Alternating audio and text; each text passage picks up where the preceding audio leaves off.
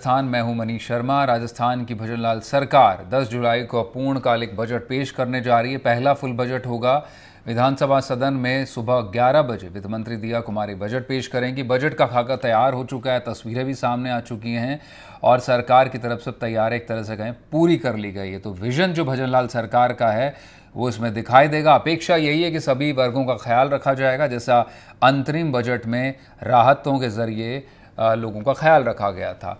लेकिन अब ये सरकार का पहला बजट होगा, तो वाकई किस तरह से सरकार अपनी प्लानिंग लेकर चल रही है, क्या उसका नज़रिया है प्रदेश को चलाने का, किस तरह से संसाधन पैदा किए जाएंगे, किस तरह से खर्चे किए जाएंगे, कैसे जो मौजूदा रेवेन्यू डेफिसिट है या फिर कहें कि एक तरह से जो घाटे की इकॉनमी है उसको कैसे उबारा जाएगा, इस पर खासा गौर रहेगा।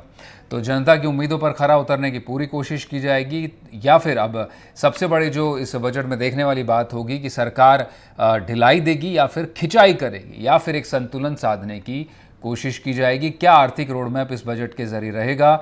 इस बार जो सामने आ रहा है वह कि 20 लाख करोड़ रुपए का बजट हो सकता है। युवा, रोजगार, महिला सशक्तिकरण, किसान और बुनियादी जो ढांचे हैं उस पर काफ़ी जोर दे सकती है। उद्योगों धंधों को भी सपोर्ट करने की एक बड़ी कवायद हो सकती है। ख़ासतौर पर मिडिल क्लास जो परेशान रहती है अक्सर कि उसे बजट से बहुत ज़्यादा कुछ नहीं हाथ लगता, उसको भी खुश करने की कवायद इस सरकार में इस बजट में दिखाई पड़ सकती है। करीब 75,000 नई नौकरियों की घोषणा होने की उम्मीद है। लगातार मुख्यमंत्री भजनलाल शर्मा कहते रहे कि वो नौकरियों का पिटारा खोलने वाले हैं, आप तैयार रहिए। कर्मचारी वर्ग के लिए भी बोनस, केंद्र के समान डीए बढ़ाने, सेवानिवृत्ति की उम्र बढ़ाने और बुजुर्ग विधवा पेंशन में बढ़ोतरी जैसे कई इंतजाम किए गए हैं और बजट से पहले भी कई अनाउंसमेंट हो चुके हैं। तो इस पूरे आधे घंटे की बहस में हम कोशिश करेंगे कि क्या बजट में हर एक वर्ग को क्या मिल सकता है, क्या सरकार का नज़रिया रह सकता है उनके लिए, और किस तरह से अगले पूरे साल भर के लिए जो पूरा फिस्कल ईयर जिसे वित्त वर्ष कहा जाए उसमें क्या कुछ हासिल होगा। आप अपने स्क्रीन पर देख सकते हैं किस तरह से बजट पर नज़र रहेगी, क्या क्या कुछ घोषणाएं इसमें हो सकती हैं। ये स्क्रीन पर लगातार ग्राफिक के ज़रिए आपके सामने रहेगा। ख़ास मेहमानों का पैनल भी हमारे साथ मौजूद होगा और पहले आप बजट देख लीजिए, उससे ग्राफिक्स जुड़े देख लीजिए कि क्या कहता है राजस्थान का बजट, क्या उम्मीद है। 20 लाख करोड़ का ये बजट हो सकता है। प्रदेश से आर्थिक रोड मैप तैयार करने को लेकर इस पर जोर रहेगा। युवा, किसान, रोजगार, महिलाओं पर विशेष फोकस, इंडस्ट्री, हेल्थ के लिए भी कुछ खास दिखाई पड़ सकता है। तो बजट को लेकर अब रिएक्शंस भी आने लगे हैं। भाजपा के मंत्री और विधायक क्या सोचते हैं इस बारे में, पहले आपको वो भी दिखा देते हैं किस तरह से जनता को राहत दी जा सकती है। विधानसभा बजट पेश होने वाला है। प्रदेश सरकार का किस तरह से इस बार बजट में देखी जा रही उम्मीद है, जनता को कितना फायदा मिलेगा? जनता ने जिस उम्मीदों के साथ भारतीय जनता पार्टी की ये डबल इंजन सरकार पहले विधानसभा में और वापस लोकसभा में जो मोदी जी की और जो भजनलाल जी की सरकार चल रही है और जनता से जो वादे किए हैं उन वादों को पूरा करने में कोई कमर कसर खाली नहीं छोड़ेगी, क्योंकि जितने वादे अपने संकल्प पत्र में किए थे उसमें 45% से अधिक वादे पूरे किए जा चुके हैं। और एक विधायक होने के नाते जनता को जो जोधपुर से, मारवाड़ से उम्मीदें हैं, हमने भी उन उम्मीदों को सरकार तक पहुंचा दिया है। और मैं समझता हूं सरकार उनके ऊपर पूरा संज्ञान लेते हुए कल जब बजट आएगा तो आपको भी लगेगा कि हाँ, हमारी जो मन की बात है वो सरकार ने सुनी और उसी के ऊपर अमल किया जा रहा है। शहर विधायक थे अतुल बंसाली, केंद्रीय कैबिनेट मंत्री है जो जोगाराम जी पटेल, उनसे जानते सर बजट को लेकर किस तरह का जोधपुर और पूरे प्रदेश के लिए। राजस्थान में इस 16वीं विधानसभा का पहला बजट आ रहा है। कल इस बजट पेश होगा। हमारा ये मानना है कि हमारा बजट सर्वस्पर्शी होगा, सभी को साथ ले ऐसा बजट होगा। सर्वांगीण राजस्थान का विकास हो ऐसा होगा, सभी क्षेत्रों को, सभी वर्गों को छूने वाला होगा, जिसको हम सर्वस्पर्शी कहते हैं। और मेरा ये भी मानना है कि सरकार की मंशा है कि हम बजट ऐसा बनावें और स्थायी रोड मैप के साथ बनावें जिससे राजस्थान समृद्ध और विकसित राज्य बन सके। और जो मोदी जी की परिकल्पना है 2047 तक, उसमें जो समृद्ध और विकसित भारत बनना है, तो बिना समृद्ध और विकसित राजस्थान के भारत नहीं बन सकता। और उसी को आधार बनाते हुए ये बजट को सर्वस्पर्शी, सभी का साथ, सभी का विकास, सभी का विश्वास के साथ आगे बढ़ने वाला बजट होगा और स्थायी रोड मैप के साथ आगे, ताकि हम 10 साल, 15 साल, 20 साल तक उस रोड मैप के आधार पर कार्य करें, राजस्थान को समृद्ध और विकसित बना सके। और हमारी भजनलाल सरकार इस पर कृत संकल्प है।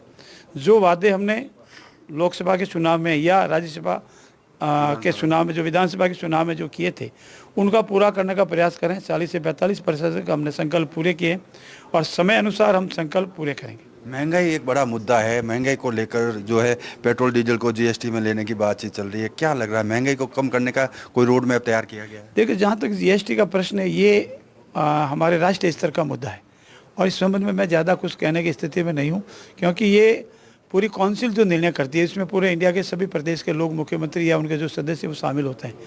महंगाई बढ़ना ये गलत भी है, इसको कोई सही कभी नहीं ठहरा सकता, लेकिन अनेक कारणों के साथ महंगाई बढ़ती भी है, महंगाई कम भी होती है। और हम प्रयास करेंगे कि राजस्थान में आवाम को जो भी आवश्यक मूल्य की चीज़ें हैं, जो दिन प्रतिदिन उपयोगी चीज़ें हैं, वो सही स्तर भाव में मिले, सही मिले और एकदम ऐसा नहीं लगे कि आसमान ज़मीन को छू गए। इसका पूरा प्रयास करेंगे, इसमें कोई ज़्यादा बढ़ोतरी नहीं होने देंगे। एक आखिरी सवाल, नगर निगम को लेकर जो चर्चा चल रही है, जोधपुर नगर निगम जो 160 वार्ड है उसको कम करने का प्रयास चल रहा है, उसको लेकर क्या चल रहा है? एक चीज़ आपकी जानकर, आपके मार्फत मेरी पहले भी बात हुई है। पूर्ववर्ती सरकार ने अपने कार्यकाल के दौरान ग्राम पंचायतों के, पंचायत समितियों के, जिला परिषदों के, नगर निगमों के, नगर निकायों के और जिलों का पुनर्गठन किया था। उस पुनर्गठन में अनेक अव्यवहारिक पहलू रख दिए जो जनहित में नहीं है। तो सरकार का ये मानना है कि उनकी सिर्फ समीक्षा की जाएगी, जनहित में है उनको कायम रखा जाएगा, जो अव्यवहारिक है, जनहित में नहीं है, उनकी समीक्षा के उपरांत उस पर निर्णय लिया जाएगा। और इस हेतु हमारी सरकार ने आदरणीय ललित के पवार, जो सबसे पुराने वरिष्ठ राज्य के रहे नेता, वो रहे हैं जनसेवक और बहुत जानकार है, उनकी अध्यक्षता में कमेटी, एक्सपर्ट की कमेटी भी बनाई। वो सरकार को राय देगी और उस राय पर विचार करेंगे, आमजन का भी विचार लेंगे और जो व्यवहारिक होगा उसको तो कायम रखेंगे और जो जनहित में नहीं है उसको न्यायोचित जो भी निर्णय होगा उस सब में निर्णय लेंगे। तो ये है जोगाराम पटेल जो कह रहे हैं कि बजट सत्र में जिस तरह से जो है जनता के हर मुद्दे का ध्यान रखा जाएगा। महंगाई बड़ा मुद्दा है, उस पर भी सरकार का फोकस है। देखना है कि विधानसभा सत्र के बजट में किस तरह से जनता को राहत मिलती है। अरुण हर्ष, एनडीटीवी, जोधपुर। तो उधर उप मुख्यमंत्री प्रेमचंद बैरवा का दिल्ली दौरा भी रहा। बजट से पहले केंद्रीय गृह मंत्री अमित शाह, केंद्रीय कानून मंत्री अर्जुन राम मेघवाल से लेकर रेल मंत्री अश्विनी वैष्णव से उन्होंने मुलाकात की और प्रदेश के महत्वपूर्ण मुद्दों पर भी चर्चा की गई, ऐसी खबरें हैं। वहीं रक्षा मंत्री राजनाथ सिंह के साथ भी मुलाकात हुई है। तो मेहमान हमारे साथ इस वक्त मौजूद हैं। डॉक्टर सुमित गर्ग कांग्रेस से जुड़े हैं, सुनील बंसल अध्यक्ष राजस्थान सोलर एसोसिएशन के हमारे साथ है, अपरा कुच्छल पूर्व प्रेसिडेंट है हमारे साथ फिक्की फ्लो जयपुर से, और अपूर्वा भी हमारे साथ इस वक्त पर जुड़ चुकी है, उनका भी रुख करेंगे। अपूर्वा बीजेपी से हैं। अब सुनील जी, पहले आप ही के पास आएंगे, जानने की कोशिश करेंगे कि किस तरह से जो बजट की बात होती है और जो आंकड़ों का खेल शुरू हो जाता है कि भाई इतने लाख करोड़ का बजट अभी भी बताया जा रहा है, 20 लाख करोड़ का बजट होगा, पहले 16-17 लाख करोड़ का बजट बताया गया। जीएसडीपी निश्चित रूप से बढ़ती है, प्रगति हो रही है देश में, तो उसका असर राज्यों में भी आता है। लेकिन राजस्थान की जब बात करते हैं तो अक्सर एक ही ख्याल आता है, घाटे की अर्थव्यवस्था, revenue deficit, fiscal deficit, receipts में आप देख लीजिए। इससे कैसे मुक्ति मिल सकती है? जो पहला फुल बजट पेश होगा, क्या वाकई कोई कंस्ट्रक्टिव या फिर कोई रेवोल्यूशनरी कदम आप इसमें एक्सपेक्ट करके चल रहे हैं कि एक बजट एक तरह से कहें कि पूरे स्टेट के लिए टर्न अराउंड कर सकता है आगे आने वाले सालों के लिए?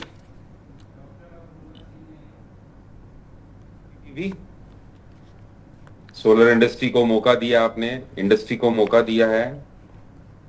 हमारा ये मानना है कि इंडस्ट्रीज को अगर हम हमारी जीडीपी का एक बड़ा हिस्सा मान लें और जिसमें रिन्यूएबल एक बहुत बड़ा सेक्टर बनने वाला है।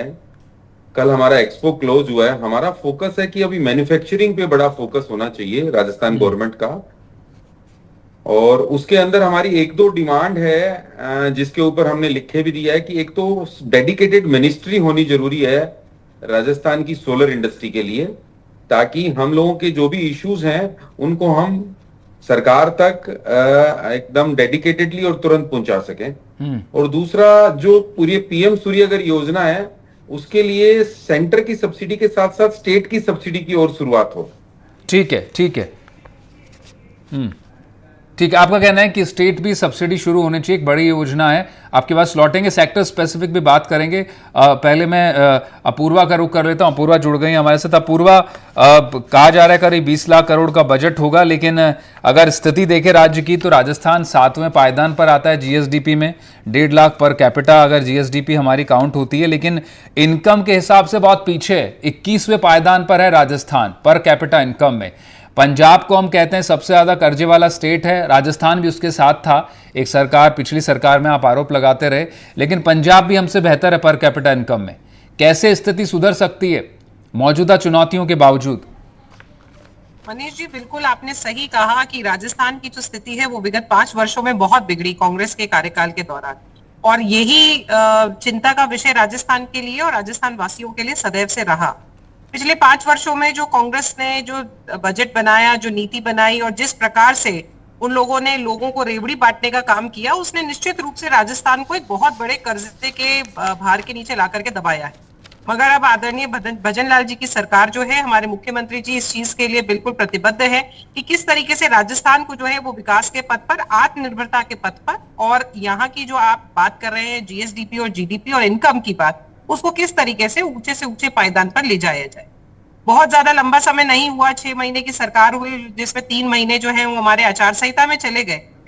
मगर जो शेष 3 महीने थे, अगर आप उनकी भी एक बात करेंगे तो ऐसे निर्णय सरकार ने, बहुत बड़े बड़े निर्णय लिए हैं जो राजस्थान को आत्मनिर्भर बनाने की ओर लेकर के जाते हैं।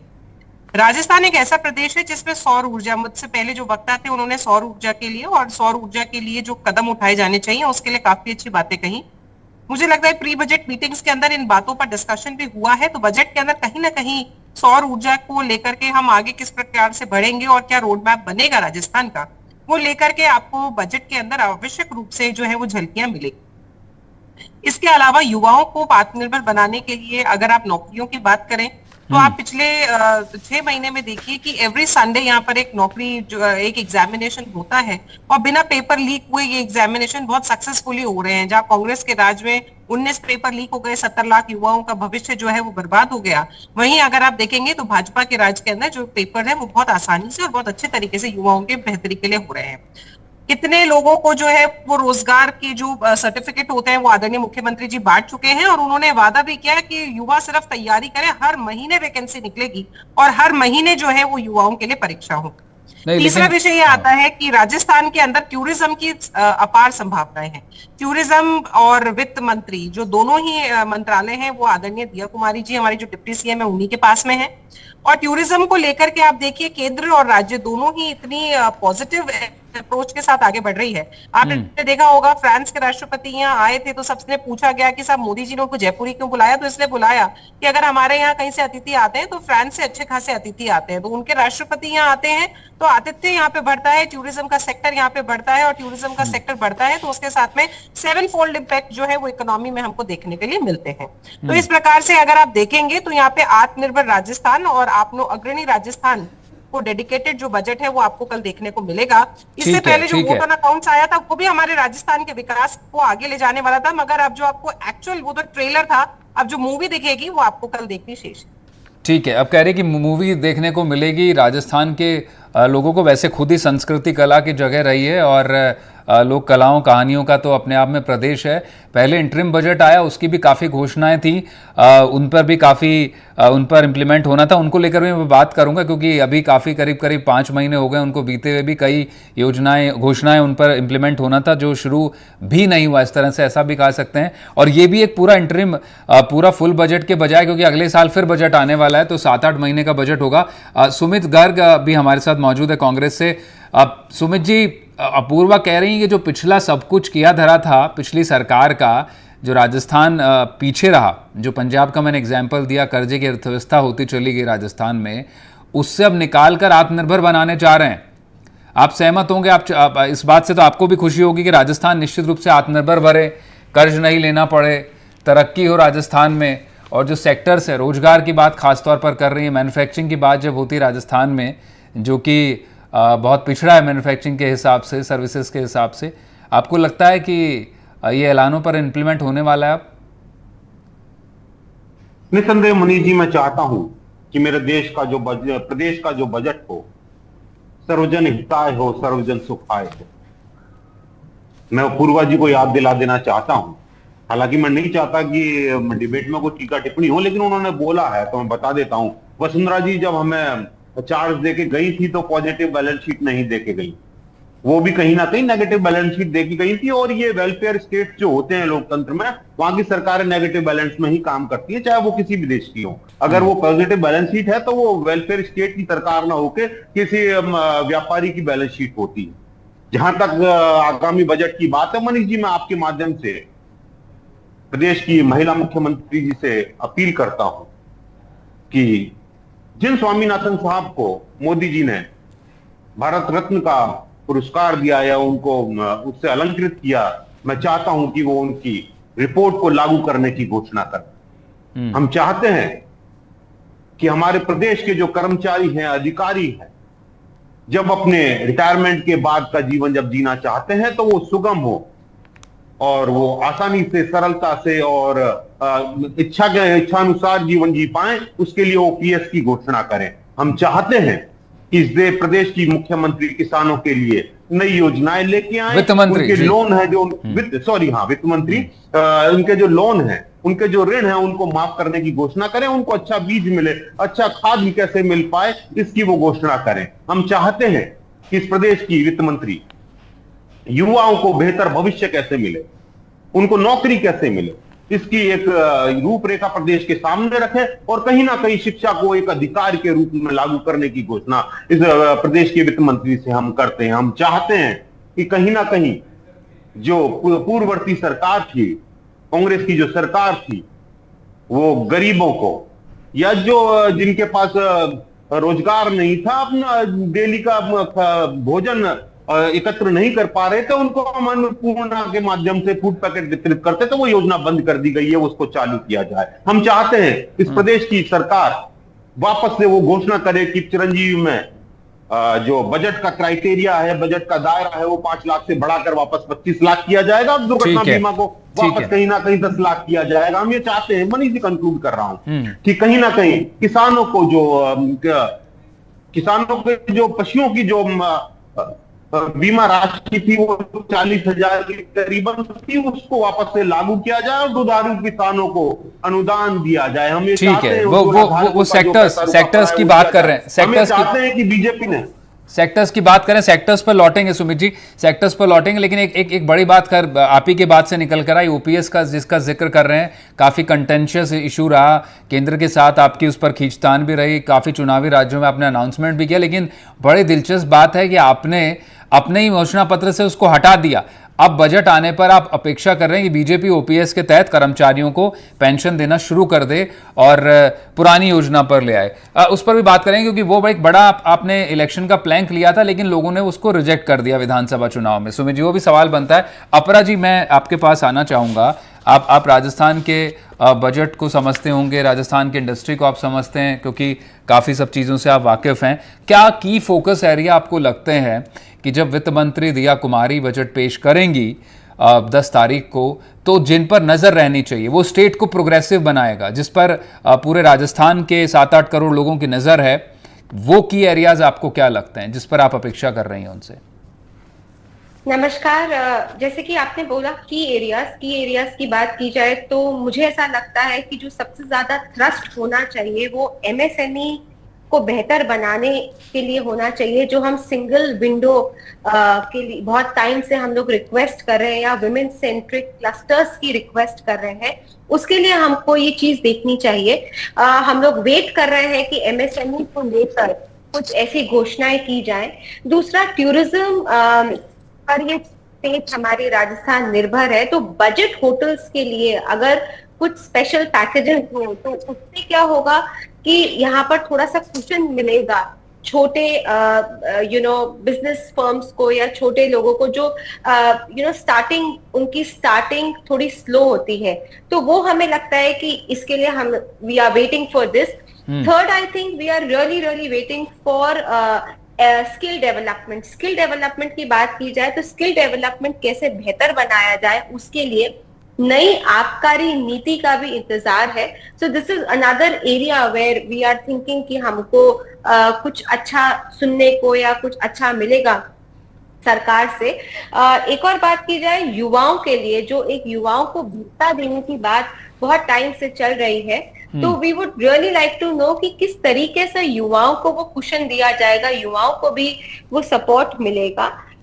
जैसे मैंने आपको एमएसएमई की भी बात करी, विमेन डेडिकेटेड, यहाँ पर विमेन एंटरप्रेन्योर्स बहुत ज्यादा है राजस्थान में, और जयपुर की भी बात करें विमेन सेंट्रिक बिजनेस बहुत ज्यादा है. तो अगर विमेन क्लस्टर्स कुछ यहाँ पर एक स्पेशल स्कीम या स्पेशल पैकेज आए तो वो भी एक बहुत ही वेलकमिंग स्टेप होगा इसका.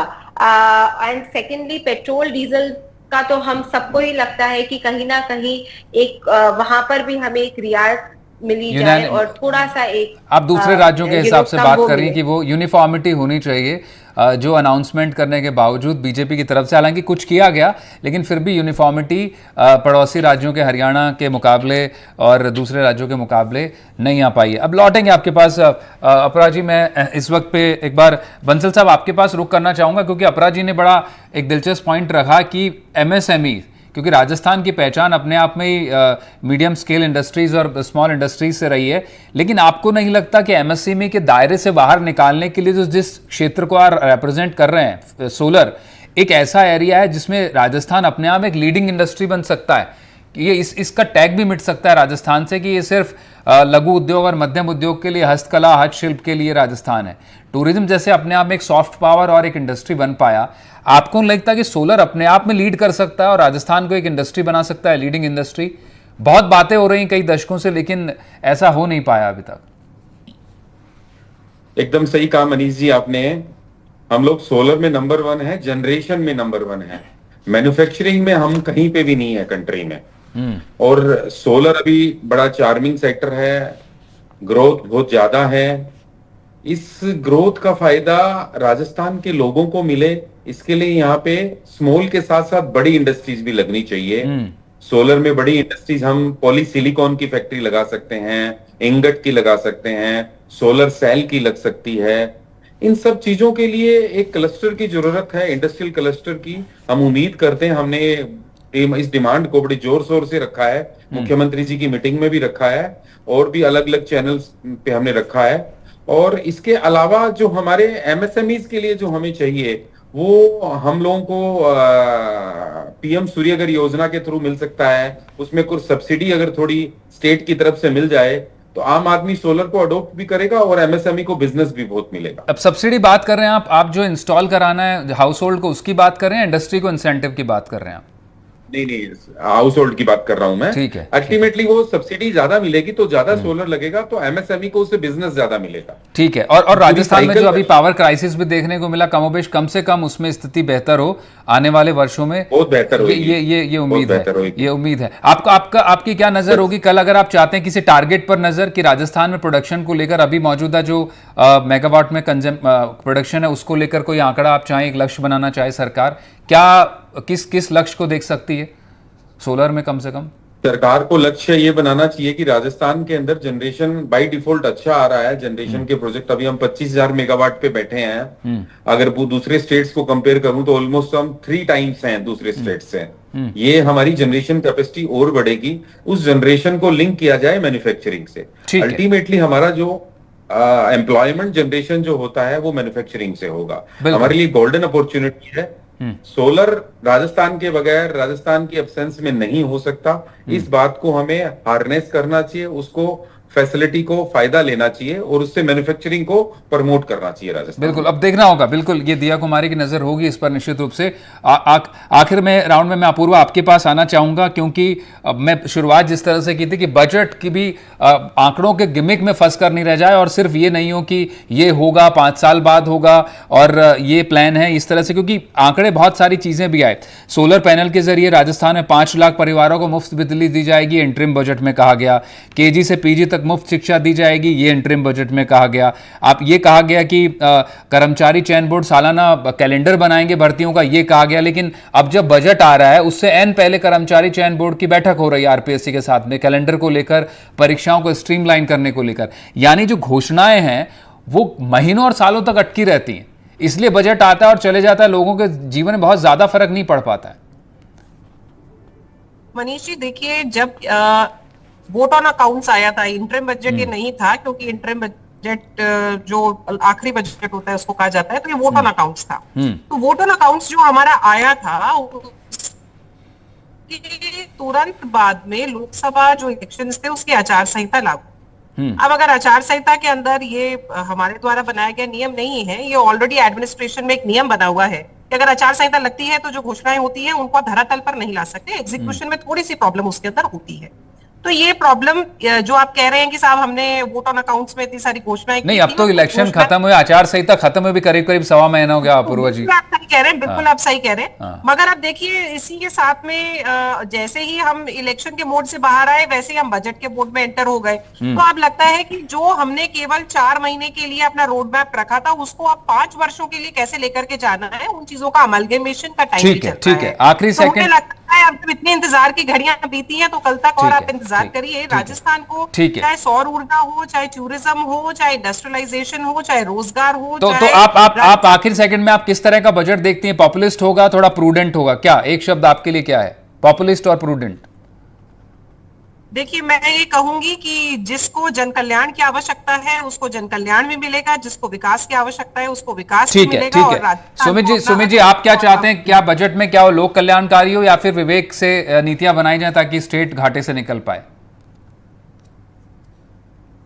मनीष जी बजट समदर्शी और समस्पर्शी हो ऐसा हम चाहते हैं। ठीक है, और ठीक है। मैं आपके माध्यम से जी समय का मैं अपरा जी से पूछ लेता हूं। अपरा जी आप कैसा बजट एक्सपेक्ट कर रही हैं? पॉपुलिस्ट बजट एक्सपेक्ट कर रही हैं या फिर एक थोड़ा प्रूडेंस के साथ में हो, क्योंकि आने वाले वक्त में दिशा देनी है राजस्थान को?